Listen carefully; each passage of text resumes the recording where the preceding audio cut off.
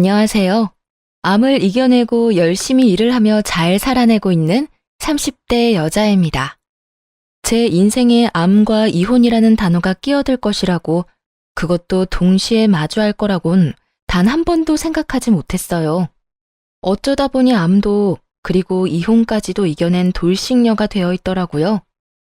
인생은 한 치 앞도 모른다고들 하지만 이렇게까지 파란만장할 줄은 몰랐네요. 인생을 바꾼 계기인 남편을 처음 만나게 된 건 맞선 자리였어요. 사업하는 집 아들내미로 꽤 사는 편이었고, 장남이어서 부모님의 기대와 사랑을 듬뿍 받고 자란 티가 나는 사람이었죠.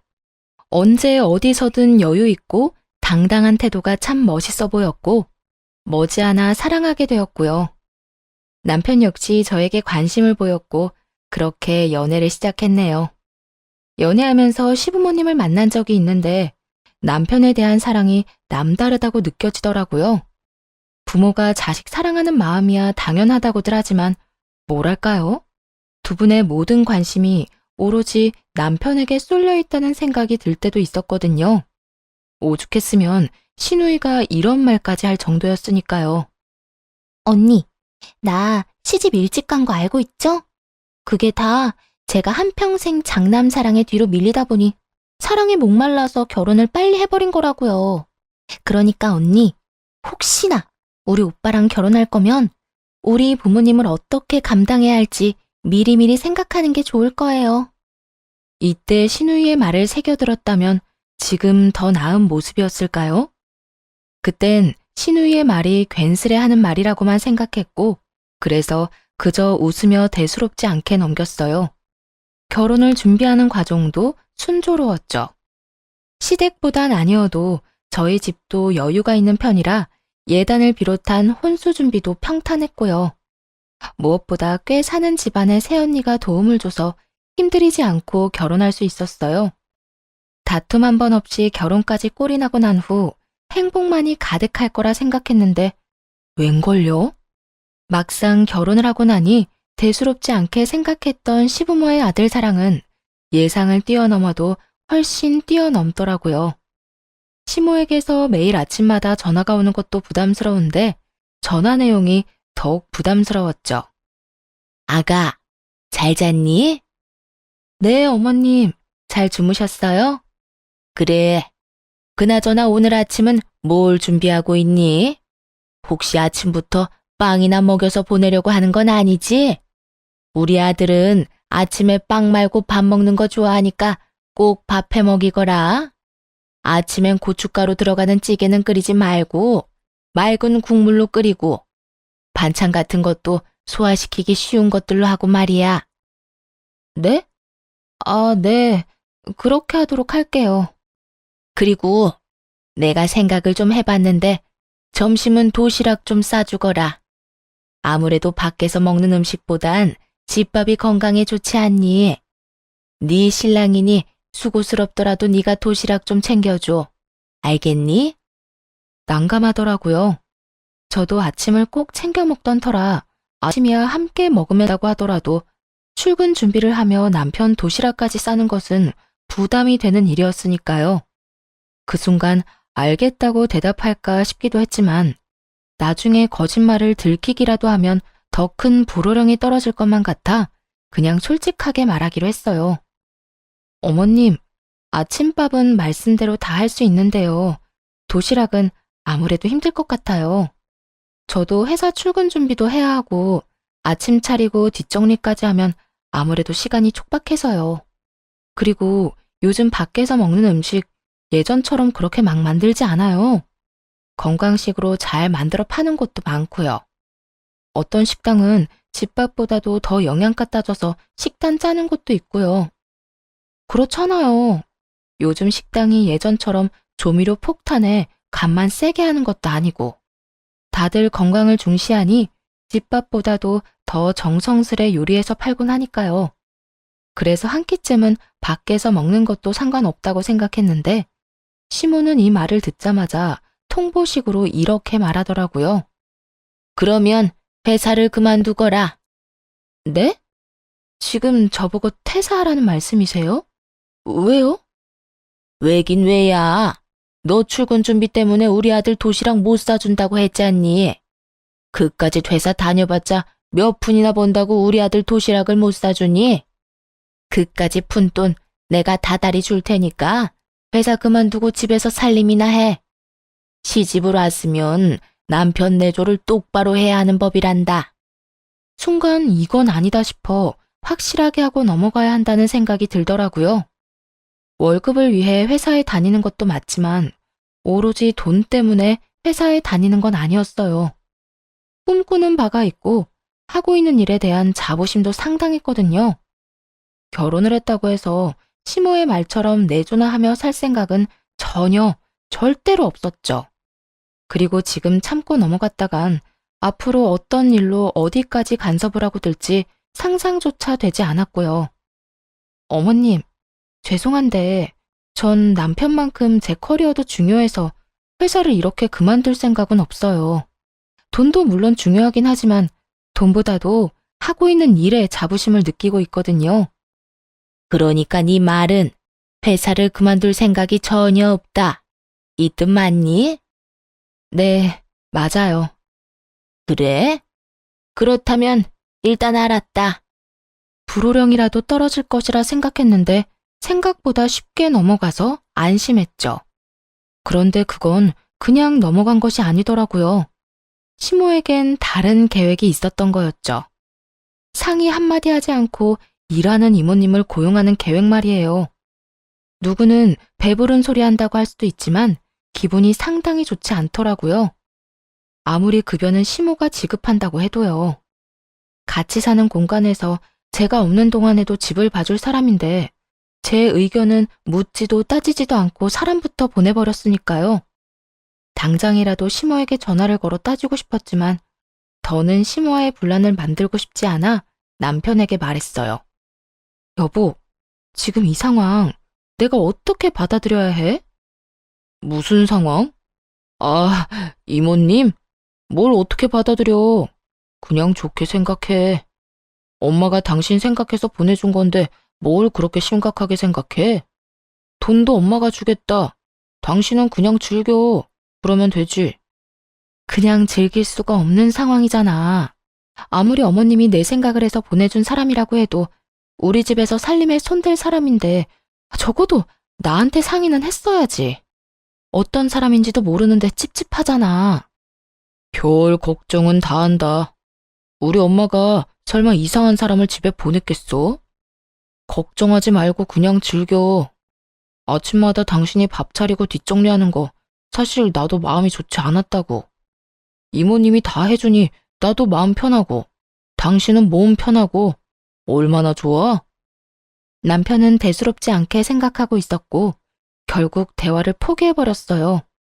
더 이야기해봤자 저만 이상한 사람이 될 것 같기도 했고 한편으론 남편의 말처럼 설마 신모가 이상한 사람을 집으로 보내기야 했겠나 하는 생각 때문이었죠. 그런데 집으로 온 사람은 이상한 사람이 맞더라고요. 집에서 일어나는 모든 일을 시모에게 하나도 빠지지 않고 보고했으니 말이에요. 처음엔 그저 집안일만 해주는 사람이라 생각했어요. 그런데 어느 날부터 시모가 집안일에 대해서 너무 많은 것을 알고 있다는 생각이 들더라고요. 아가, 요즘 회사 많이 바쁘니? 네? 그냥 조금 바쁘기는 한데 왜 그러세요? 그냥 목소리가 힘이 없는 것 같아서. 바쁘면 퇴근도 늦겠구나. 아무리 맞벌이라고 해도 여자는 남자가 집에 들어오기 전에 먼저 집에 와서 맞이해야 하는 건 알고 있지? 네 커리어가 중요하다고 하니 더는 긴 말하지 않겠지만 그 정도는 지키면서 살거라. 어차피 애 생기면 그만둬야 할 회사니 지금부터라도 회사보단 집안일에 남편한테 더 신경 쓰라. 이 말이야. 애초에 처음부터 말이 통하질 않았던 거죠. 하지만 이상했어요. 시모와 통화할 때 목소리에 힘이 없었던 적도 없을 뿐더러 오히려 일부러 더 밝고 힘차게 받았으니까요. 그런데 힘이 없는 것 같다니 아무리 눈치가 빠르다고 해도 말이 되지 않았죠. 하지만 그렇다고 해서 처음부터 이모님을 의심했던 건 아니었어요. 처음엔 당연히 남편이 시모에게 미주알 고주알 다 말하고 있다고 생각했거든요. 그런데 남편이 집에 없을 때 친구와 통화한 것까지 시모가 알고 있더라고요. 아가, 너 혹시 우리 아들 두고 바람이라도 피우니? 전화를 걸어 다짜고짜 한다는 말이 바람이라니. 이게 무슨 황당한 말인가 싶었어요. 평소에 의심받을 만한 행동을 한 것도 없었고, 결혼을 한 후엔 거의 일과 집만 오가는 생활을 하고 있었으니까요. 기분 나쁨과 의아한 내색을 숨기지 않고 표현하며 시모에게 되물었어요. 네? 그게 무슨 말씀이세요? 너 우리 아들 집에 없을 때 웬 남자랑 하하호호 웃으며 통화했다면서? 결혼한 여자가 외간 남자랑 그렇게 웃으면서 통화할 일이 외도밖에 더 있니? 처음 시모의 말을 들었을 땐 이게 무슨 말인가 싶었는데 며칠 전 친구와 통화하는 내내 지나치게 제 주변을 맴돌던 이모님이 떠오르더군요. 이 여자가 시모의 눈과 귀가 되기 위해 우리 집에 들어온 거구나 하고 깨달았죠. 아, 어머님, 혹시 이모님 우리 집에 들인 이유가 이건가요? 집안에서 일어나는 일들 보고받으려고요? 시모가 대놓고 물은 것처럼 저 역시 시모의 의중을 직접적으로 물었고 시모는 당황하는 기색 하나 없이 이렇게 대답하더군요. 주된 목적은 집안일이지만 부수적으로 그런 것도 따라오지 않겠니? 설마 넌 아무것도 모르고 도움을 받았던 거야? 뻔히 다 알고 있을 거라 생각했는데 생각보다 순진하네. 아니, 어떤 사람이 그딴 걸 예상하겠어요? 보통의 사람이라면 아들 부부가 좀 더 편안한 환경에서 맞벌이를 하기를 원해 호의를 베풀었다고 생각하는 것이 당연한 거 아닌가요? 시모는 마치 제가 이상한 사람이라도 되는 듯 몰아가더라고요. 이미 도시락 사건에서부터 잘 지낼 수 있는 고부 사이는 물 건너간 후였기에 참지 않고 할 말을 했습니다. 순진해서가 아니라 보통 사람들은 그런 생각을 전혀 하지 못하죠. 하여튼 무슨 말을 어떻게 전하고 들었는지 모르겠지만 그냥 친구예요. 그냥 친구? 결혼한 여자가 다른 남자랑 그렇게 정이 뚝뚝 떨어졌다는데 그냥 친구? 그걸 지금 믿으라고 하는 말이니? 그럼 친구가 결혼하니 결혼식장에 오라는데 웃으면서 통화하죠. 울면서 통화하면 그게 더 이상한 일 아닐까요? 그리고 어머님, 이모님 다시 알아보셔야겠어요. 할 일을 제대로 못하고 대충대충 하는 것 같은데요. 중요한 이야기는 쏙 빼고 오해하기 딱 좋은 말만 전하는 걸 보면요. 꼭 이혼하라고 고사라도 지내는 사람 같잖아요. 그건 내가 알아서 할 문제고, 넌 친구든 뭐든 남자는 멀리하고 행동 똑바로 하고 다니렴. 괜한 소리 내 귀에 들리게 하지 말란 말이야. 혹시 그런 기분 아시나요? 말이 말 같아야 화도 나고 성질도 내볼 텐데 시모가 하는 말은 전혀 말 같지도 않아서 화도 나지 않더라고요. 그저 혼자 드라마 한 편 잘 쓴다는 생각에 헛웃음과 한숨만 나왔죠. 저는 지금처럼 똑같이 행동하고 다닐 거예요, 어머님. 어머님은 어떻게 생각하는지 모르겠지만 결혼하고 이때껏 문제 삼을 만한 행동을 한 적도 없으니까요. 그러니까 괜한 소리가 들리거든 어머님이 귀를 닫으세요. 그러면 저도 어머님도 서로 평화롭지 않겠어요? 너 지금 감히 나한테 말대꾸하는 것도 모자라 나한테 명령질을 하는 거니? 그렇게 느끼시면 그렇게 생각하세요. 그리고요, 어머님. 우리 집에 저딴 이모님은 필요 없으니 앞으로는 보내지 마세요. 그러면 끊겠습니다. 전화를 끊고 시모의 말을 곱씹으면 곱씹을수록 어이가 없더라고요. 어이가 없어 소리를 내 웃으며 머리를 쓸어 넘겼고 말을 전한 이모님은 그저 제 눈치를 살피며 안절부절 못하고 있었죠. 그렇게 한참 불편한 상황이 이어지고 있는데 남편이 집으로 들어왔어요. 소파에 앉은 제 표정이 남편의 눈에도 좋지 않아 보였는지 바로 곁으로 와 이유를 묻기 시작하더라고요. 여보, 표정이 왜 그렇게 살벌해? 무슨 일 있었어? 일 많았지. 혹시 당신은 알았어?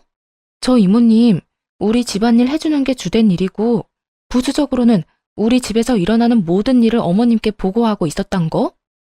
다시 되짚어봐도 시모의 행동이 이해가 안 되는데, 남편은 태연하게 이렇게 대답하더라고요. 그래? 진짜 몰랐네. 그런데 여보, 그게 그렇게 화낼 일이야? 그럴 수도 있는 일 아닌가? 뭐? 당신 지금 뭐라고 그랬어? 그렇잖아. 이 넓은 집에서 살면서 당신 살림 신경 쓰지 말라고 사람도 보내줬는데 그 정도는 우리가 각오했어야 하는 거 아닌가 해서 말이야. 시모에게 들을 때는 화가 나지 않았는데 남편의 입에서 똑같은 말을 들으니 참을 수 없이 화가 나더라고요. 잘 들어. 당신이랑 어머님은 어떻게 생각하는지 모르겠는데 난 전혀 그렇게 생각 안 해. 지금 당신 집에서 나한테 하는 이 모든 행동들 엄청 경우 없는 행동일 뿐만 아니라 해서는 안 될 행동이라고. 도대체 며느리 감시하려고 집으로 사람 보내는 시댁이 어디에 있어? 당신 지금 우리 집 욕하는 거야? 배울 만큼 배웠다는 사람이 어떻게 이렇게까지 유치한지. 5살짜리랑 이야기해도 이것보단 수준이 높겠다 싶었어요. 결혼하기 전엔 전혀 몰랐던 모습을 본 날이었죠. 좋게 설명해도 남편은 똑바로 들을 생각이 없어 보였고 전 저대로 답답하고 화가 나는 상황이 반복됐죠. 당신은 이 상황이 얼마나 잘못된 건지 전혀 모르는 것 같네. 잘못은 확실히 짚고 넘어가자는 말이야. 꼭 이렇게 잘잘못을 따지고 들어야겠어? 우리 엄마 입장에선 걱정이 될 수밖에 없다. 이렇게 심플하게 생각하면 이해 못할 상황도 아니잖아. 당신이야말로, 이건 상대방 입장에선 정말 기분이 나쁠 법한 행동이구나 하고 생각하면 끝날 문제 아니야? 누가 봐도 비상식적인 행동을 한 사람은 어머님인데 왜 나한테 이해를 강요해? 그래, 당신 참 잘났어. 그래서 내가 어떻게 해주길 바래? 엄마 대신 무릎이라도 꿇고 빌기라도 했으면 좋겠어? 꿇으라고 하면 꿇을 수는 있고 마음에도 없는 말 하면서 비꼬지 마. 당신만큼 나도 기분 나쁘니까. 남편은 더는 할 말이 없었는지 씩씩거리더니 부부싸움을 구경하던 이모님을 내보내더군요. 앞으로 올 필요가 없다고 하면서요. 남편은 끝까지 시모의 잘못을 인정하지 않았고 첫 부부싸움은 그렇게 서로의 기분만 상한 채 끝이 났어요. 부부간의 싸움은 끝이 났는데 시모와의 싸움은 그때부터가 시작이었죠. 돈 받은 값은 확실하게 하는 건지 이모님이 저희가 싸웠던 일을 시모에게 다 말한 모양이더군요. 다음날 아침부터 시모에게 전화가 왔고 다짜고짜 언성을 높이며 화를 내지 뭐해요? 네가 감히 내 아들한테 훈계질 따위를 해? 하늘 같은 남편한테 건방지게 큰 소리 치라고 네 친정에서는 그렇게 가르치든? 어디서 가정교육을 그따위로 받고 온 거야? 2번 다시 내 아들한테 그따위로 굴지 마라. 알겠어? 어머님이 저한테 이런 식으로 굴지만 않는다면 남편과 싸우는 일도 큰 소리 치는 일도 없을 거예요. 그리고 친정 이야기도 그런 식으로 하지 말아주시고요. 그런 식이라고 했니? 네가 이따위로 구니까 네 친정 이야기가 그딴 식으로 나오는 거란다. 친정 욕먹는 게 싫으면 언행을 똑바로 했어야지. 제가 똑바르게 안 한 건 또 뭔데요? 어머님이야말로 똑바로 하세요. 다 큰 아들 부부 일에 일일이 간섭하는 것도 모자라 집안에 사람을 들여 감시하는 몰상식한 행동까지 한 사람이 그런 말 하는 거 하나도 와닿지 않으니까요. 뭐야? 몰상식? 너 지금 말 다 했니? 아니요, 아직 남았어요. 어머님, 제가 마지막으로 한마디만 더 할게요. 계속 이런 식으로 저희 가정 일에 간섭하고 혼수 두잖아요?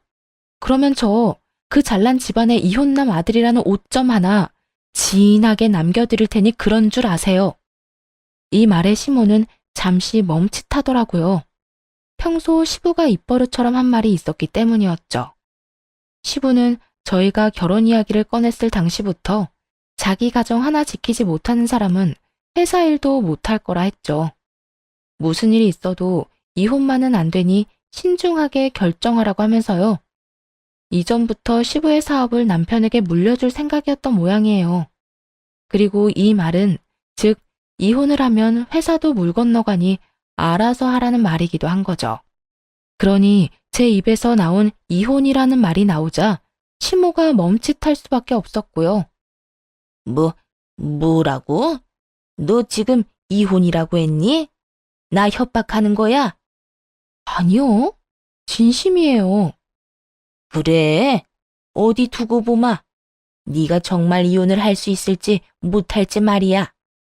시모는 그냥 하는 말이라고 생각하는 듯 했지만 그럴 리가요. 누구보다 진심이었거든요. 참아 넘기는 것은 이번이 마지막이라 생각했고 이런 상황이 반복된다면 계속 참고 사는 것은 자신이 없었기 때문이었죠.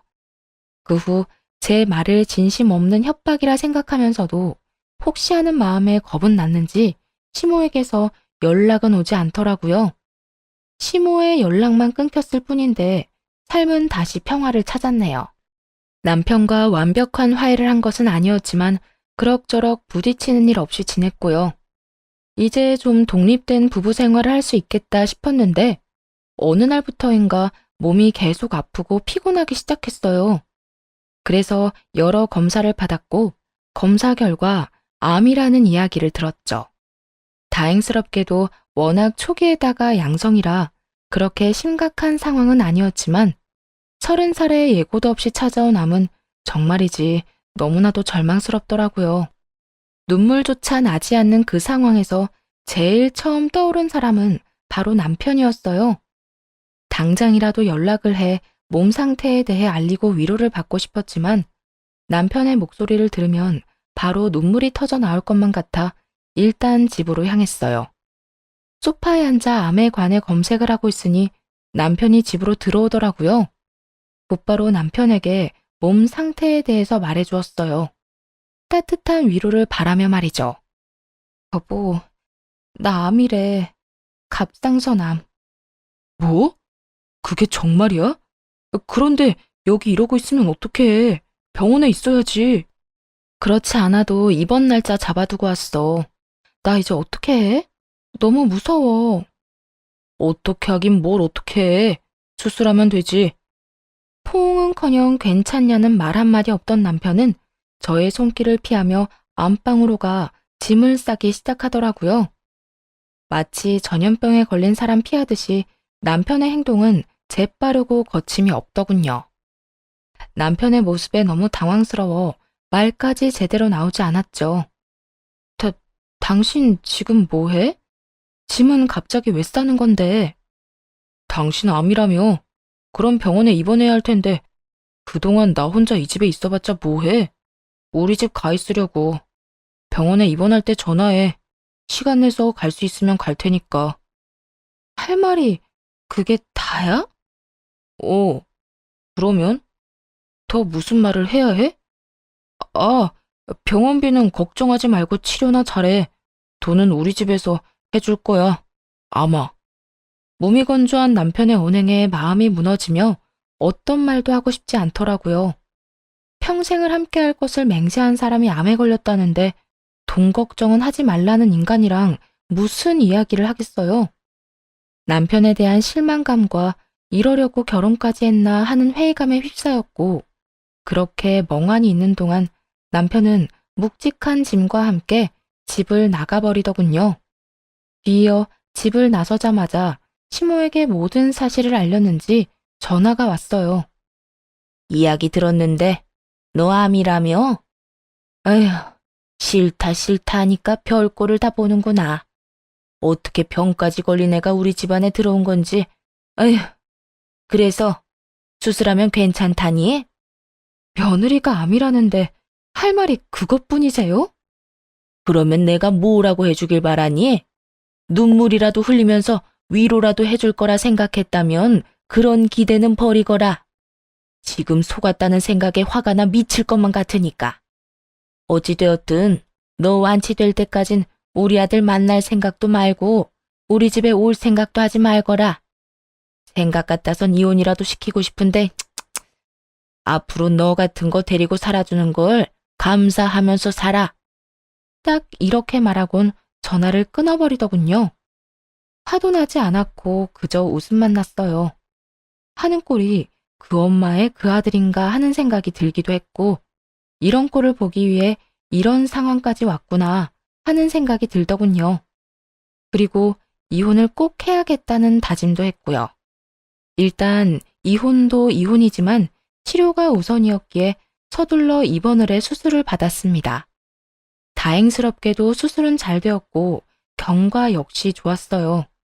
차가운 수술실에서도 적막한 병실에서도 온 머릿속이 이혼 생각으로 가득 차서인지 암을 견디는 과정에서 지치거나 힘들지도 않더라고요.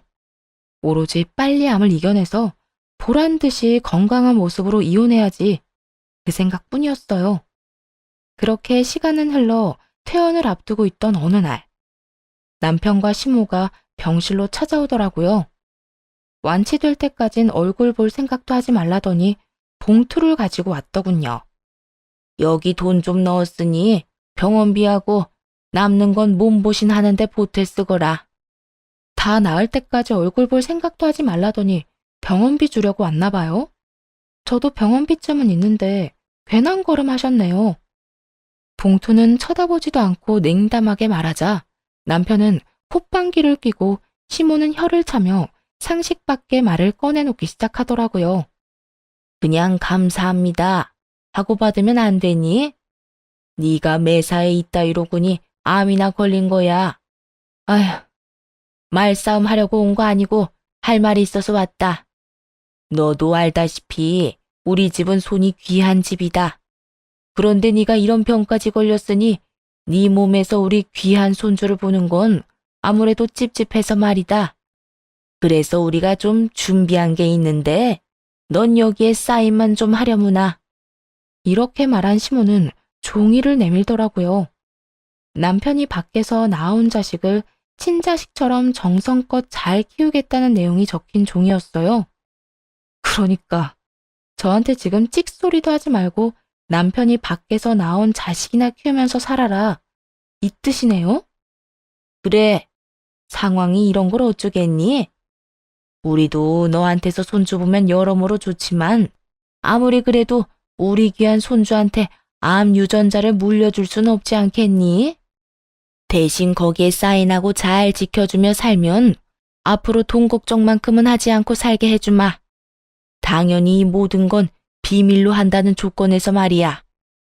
애 낳아줄 여자는 우리가 알아서 고를 테니 그건 걱정하지 말고 원한다면 애 엄마 면접도 함께 보게 해주마. 막장 드라마보다도 더 막장 같은 상황이었죠. 다른 곳도 아닌 이제 막 수술이 끝나 회복 중인 제 병실에서 이런 일이 일어나고 있다는 게 현실 같지 않아 웃음이 났어요. 큰 소리로 그냥 웃어버렸고 그걸 본 시모는 암투병 하더니 정신도 나가버린 것이 아니냐며 뒷걸음질까지 치더라고요. 그렇게 한참을 웃다가 가까스로 웃음을 멈추고 종이를 다 찢어버렸어요. 그리곤 남편과 시모를 보며 이렇게 말해줬네요. 그냥 이혼하자. 나 더는 당신 같은 인간이랑 살고 싶지 않네. 당신 같은 인간 며느리 하고 싶지 않고. 당연히 그 각서에 사인을 할 거라 생각했던 건지 두 사람은 저의 갑작스러운 이혼 통보에 놀란 눈을 하고 길길이 날뛰기 시작했어요. 이혼? 당신 정말 정신도 나가버린 거야? 이혼은 무슨 이혼이야. 정신 차려. 당신 지금 암 환자야. 그런 주제에 이혼은 무슨 이혼이야? 그래, 우리 아들이 너 같은 거 못 데리고 산다고 이혼하자고 해도 모자랄 상황에 뭐? 이혼? 주제도 모르고 누구 네가 예뻐서 그런 제안을 한 줄 알아? 어쨌든 이혼은 절대 안 되니까 헛소리 그만하고 애 낳아오면 애나 잘 키울 준비해. 어디서 대본이라도 외우고 온 건가 싶었네요. 장단이 어찌나 잘 맞던지 박수라도 쳐주고 싶은 심정이었어요. 정신 차리지 못하고 헛소리만 하는 두 사람을 향해 언성을 높였어요. 그 애 당신 엄마랑 당신이나 잘 키워. 그렇게 귀한 손주인데 날 뭘 믿고 맡기려고? 아까부터 말했지만 나라고 네가 마음에 들어서 이러는 게 아니다. 이미 결혼을 했고 우리 집 호적에 있는 이상 너도 네 할 도리는 다 해.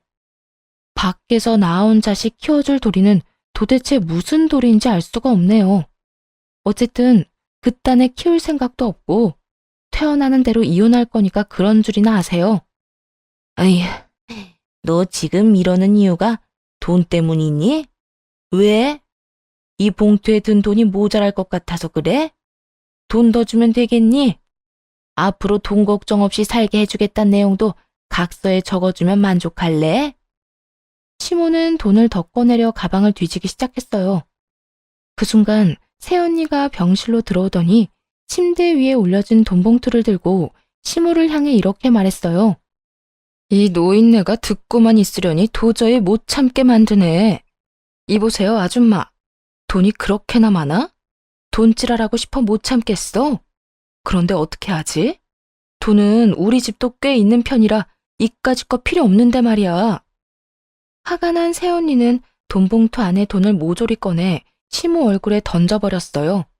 그리곤 가방 안에 사진도 꺼내 던졌고요.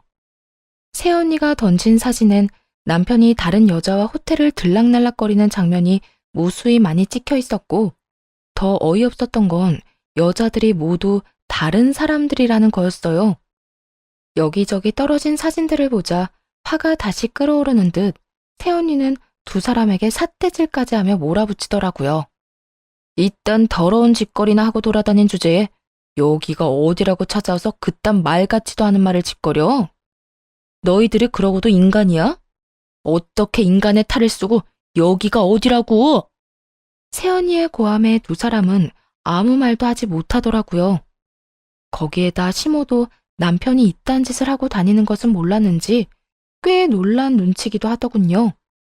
평소라면 남편 대신 변명하기 바빴을 시모가 놀라서 벌어진 입을 다물 생각도 못하고 있었으니까요. 대변인이었던 시모가 할 말을 잃고 가만히 있자 남편이 급하게 변명을 해대기 시작하더군요. 엄마, 이건 그래, 거래처 미팅이었어. 호텔이 그런 짓만 하러 가는 곳은 아니잖아. 비즈니스, 일하러 간 거였다고. 말도 안 되는 변명에 시모 역시 기가 차는지 그저 남편을 보고만 있던 순간이었어요. 병실 밖에서 모든 상황을 듣고 있던 변호사가 천천히 들어오더라고요. 그리곤 이렇게 말했어요. 밖에서 모든 상황 다 들었으니 상담도 필요 없을 듯하네요. 소송 준비 바로 시작할 거고 원하시는 결과 꼭 얻어낼 테니 아무 걱정하지 말고 회복에만 전념하시면 됩니다. 변호사는 자리를 떠났고 시모와 남편은 상황 파악을 하느라 정신이 없어 보이더군요. 이로써 모두 제 계획대로 되었다고 생각했네요. 네, 맞아요. 사실 암 치료를 시작하기 전부터 새언니에게 모든 사실을 알리고 남편의 뒷조사와 함께 변호사 선임을 부탁한 상태였거든요. 아무래도 집을 나간 남편이 얌전히 지낼 리 없다고 확신했기 때문에 새언니라는 조력자를 구해 이혼 준비를 했던 것이었죠. 재력이 남달랐던 새언니는 저의 부탁에 최고의 흥신소뿐만 아니라 최고의 변호사까지 선임해 날마다 병실을 오가고 있었고요. 그날도 변호사와 함께 병실로 왔다가 이 대화를 들은 것이었죠. 물론 이 대화는 모두 녹음한 상태였고요. 미혼남이라 거짓말을 하며 여러 여자를 만난 증거와 함께 병실에서 일어난 일까지 빼도 박도 못하게 된 거죠. 시모는 완전히 다른 사람으로 돌변해 부탁을 해오더라고요. 아가, 너도 내 심정 이해하지? 같은 여자로서 내가 오죽했으면 너한테 그런 부탁까지 했겠니? 네가 원하는 게 이혼이라고 했지? 그래, 그까짓 이혼 당장이라도 해줄 테니까 네 시아버지한테만 비밀로 해다오. 이렇게 말하면서 제 손을 감싸주는데 정말 소름이 다 끼치더라고요. 그 손을 바로 뿌리치며 시모를 향해 고함을 쳤어요. 전 도저히 이해가 안 되는데 어머님은 제 심정이 이해되나요? 저 인간을 씹어먹어도 화가 풀리지 않을 것만 같은 심정이 이해나 되냐고요. 아가, 내가 다 사과하마. 내가 정말 미안하다. 그러니까 우리 아들 좀 살려다오. 제발 내 부탁 좀 들어줘. 시모는 고개 숙여 부탁을 해왔고 남편은 그때까지도 정신 차리지 못한 채 헛소리를 해대더군요. 아, 엄마, 이혼은 무슨 이혼이야. 집사람이 몸이 약해서 그렇지 저런 여자 또 찾기 힘들다고. 난 절대 이혼 안 할 거야. 이건 또 무슨 개소리인가 싶었는데 시모 역시 저와 생각이 같았는지 남편의 등을 내리치며 이렇게 말하더라고요. 그렇게 이혼하기 싫다는 녀석이 이딴 짓이나 하고 돌아다녀? 너 이러고 다닌 거 알면 네 아버지 가만 안 있어. 도대체 뒷감당을 어떻게 하려고 이딴 짓을 한 거야?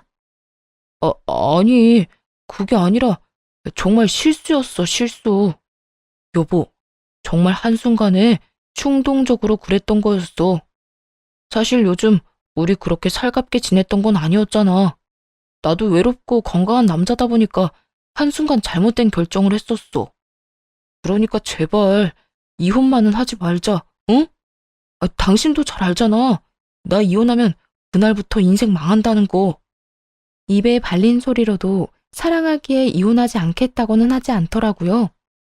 어느 정도 알고는 있었지만 막상 그 순간을 마주하고 나니 비참하기도 하고 후련하기도 한 그런 오묘한 기분이었어요. 마지막까지도 사랑이라는 말을 꺼내지도 않던 남편은 빌기 시작했고 그런 남편을 뿌리쳐버렸네요. 그리곤 남편이 지금 처한 현실에 대해 알려주었죠. 당신 지금 여기서 이러고 있을 시간 없어. 우리 새언니가 나 대신해서 당신 외도 사진들 아버님께 다 보내버렸거든. 남편과 시모의 눈이 동시에 커지더군요. 어떻게 해서든 그 자리에서 제 입을 막아보려 애썼는데 이미 소용없는 짓이란 걸 알아버렸으니 여러 생각이 오가는 듯 했어요. 뭐라고? 그걸 언제 보낸 거야? 병원 오기 전에 퀵으로? 그러니까 나한테 이러고 있지 말고 얼른 가봐. 혹시 알아? 퀵 서비스보다 당신이 더 일찍 도착할지? 믿을 수 없었는지 남편은 따져 묻더라고요. 당신 꼭 이렇게까지 해야 했어? 이렇게까지 해서 당신한테 남는 게 뭔데?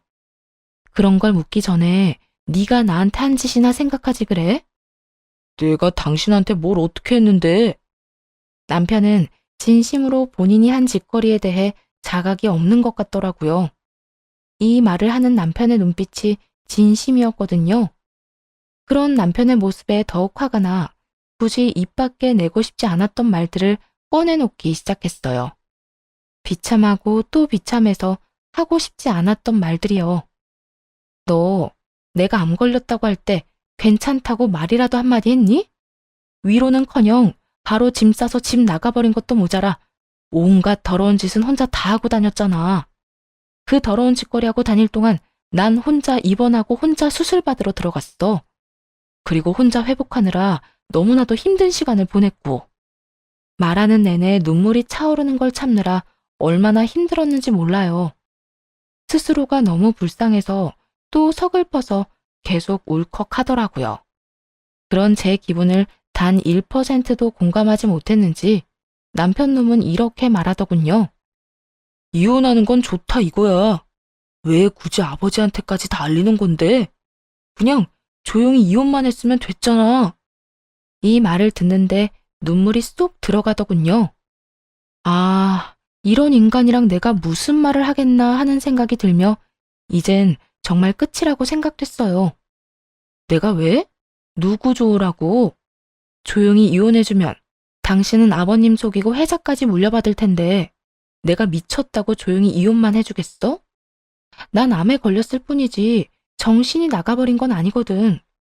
그러니까 여기서 헛소리 그만하고 헛된 꿈도 그만 꾸고 얼른 네 잘난 집에나 가봐. 가서 싹싹 빌기라도 해야 빠져나갈 구멍이라도 생기지 않겠어? 이혼은 무조건 할 거니까 얼른 네 집이나 가봐. 당장 내 눈에서 꺼져줘 제발.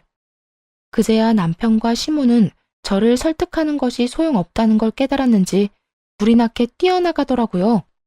하지만 둘이 아무리 빨리 간다고 해도 외도 사진은 시댁이 아닌 시부의 회사로 보내버렸으니 소용없는 짓이었지만요.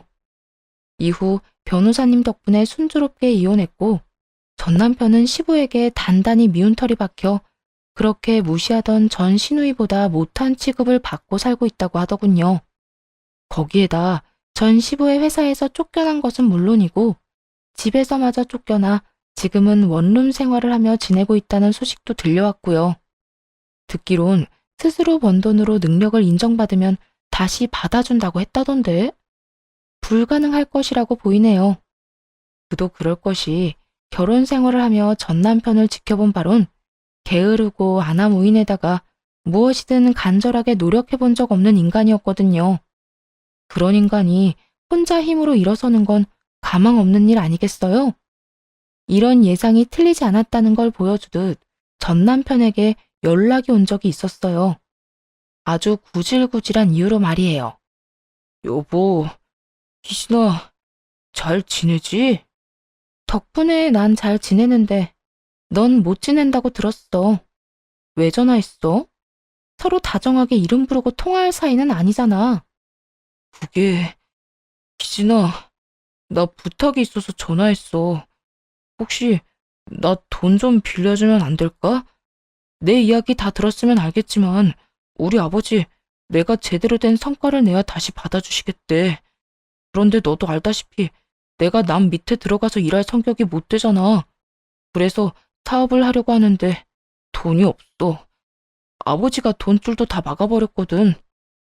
그러니까 네가 다시 네 집구석으로 돌아가려고 사업을 하려고 하는데 그 사업 자금을 나한테서 빌려가겠다는 거야? 너 진짜 제정신 아니구나. 너 같으면 너한테 땡전 한 푼이라도 주고 싶겠니? 주는 게 아니고 빌려달라는 거라니까. 어쨌든 난 너한테 내 돈 10원도 빌려주기 싫으니까 다신 이런 걸로 연락하지 마. 희진아, 야, 그렇게 냉정하게 굴지 말고 한 번만 좋게 생각해줘. 너도 나한테는 사랑했잖아. 사랑했던 남자가 평생 구질구질하게 살면 네 마음이 편안하겠어? 나도 잘 되고 너도 잘 되면 다 좋은 거잖아. 서로의 행복을 빌며 이혼하는 사람들이 몇이나 된다고 전 남편은 양심도 없는지 그 몇 안 되는 케이스 중 하나가 자신이라고 큰 착각을 하고 있더군요. 그래서 그 착각을 산산조각 내주었어요. 웃기시네 진짜. 야, 정신 차려. 난 너 잘 되라고 이혼한 게 아니라 그 모양 그 꼴로 평생 살라고 이혼한 거야. 그러니까 이런 연락 다시 하지도 마. 알겠어? 미친 소리를 하는 전 남편의 전화를 끊어버렸고 그렇게 그 집구석과의 인연도 끝이라고 생각하며 지냈어요. 그런데 이번엔 원망이 가득 찬 얼굴로 전 시모가 찾아와 난동을 피워대더군요. 휴대전화가 불이 나게 연락이 오곤 했는데 모든 연락을 차단하니 결국 찾아온 것이었죠. 이년아, 내 아들 그 골방에 밀어놓고 넌 속 편히 잘 살고 있나 보네. 내 아들 인생 망쳐놓고 넌 행복하니? 행복해? 그렇게 잘난 아들 스스로 다시 일어나도록 노력이나 좀 해보라고 하세요. 그리고 그 아들이 그렇게 망해버린 건 제 탓이 아니라 그 아들 탓이라고요. 인생을 그따위로 살았으니 그딴 결말을 맞이한 거죠. 뭐야?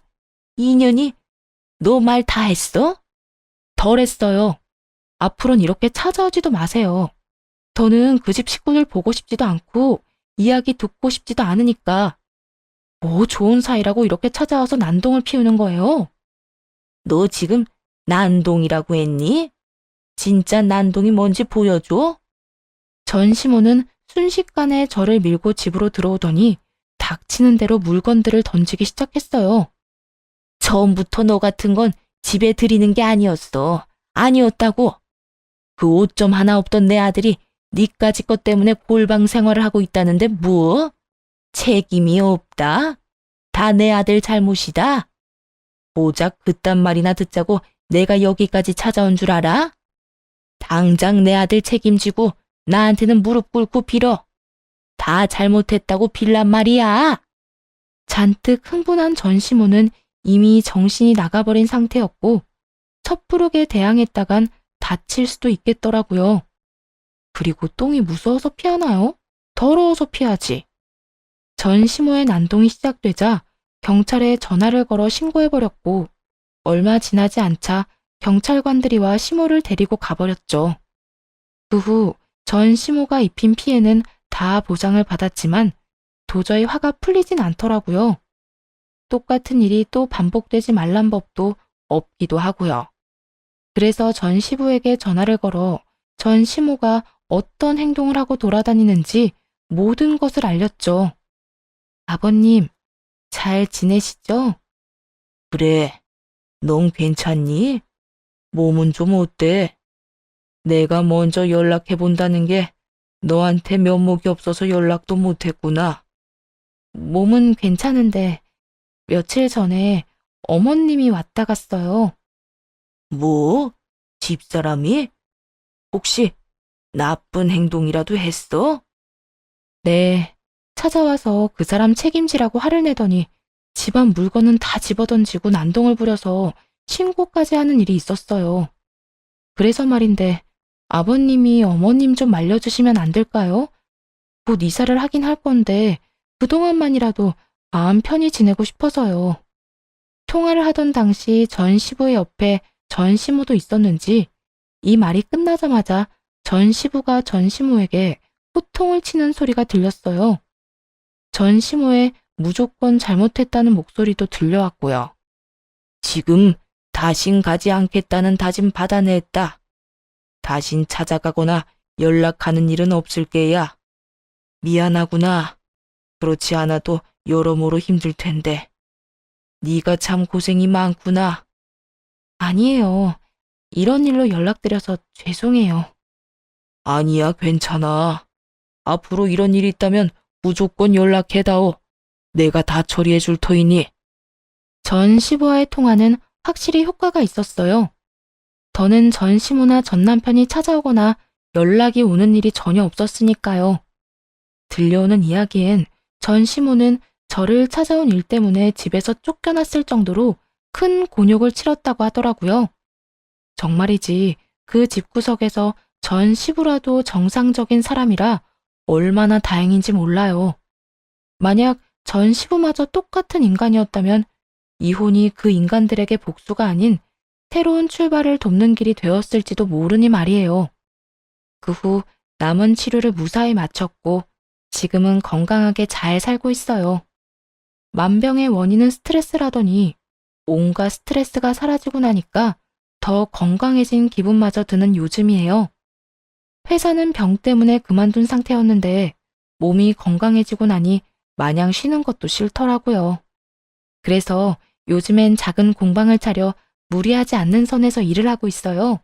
이혼을 할 당시 전 시부에게서 받은 돈과 전 남편, 전 시모에게서 받은 위자료로 차린 저만의 공방인 거죠. 한마디로 위자료로 차린 공방이 되겠네요. 이 공간에서 하루를 보내며 이런저런 사람들을 만나 이야기도 나누고 그때그때 만들고 싶은 작품들을 만들며 행복하고 재미있는 날을 보내며 살아가려고요. 혼자 사는 삶이긴 하지만 이 정도면 꽤 괜찮은 삶 아닌가요? 긴 사연 함께 해주셔서 감사합니다.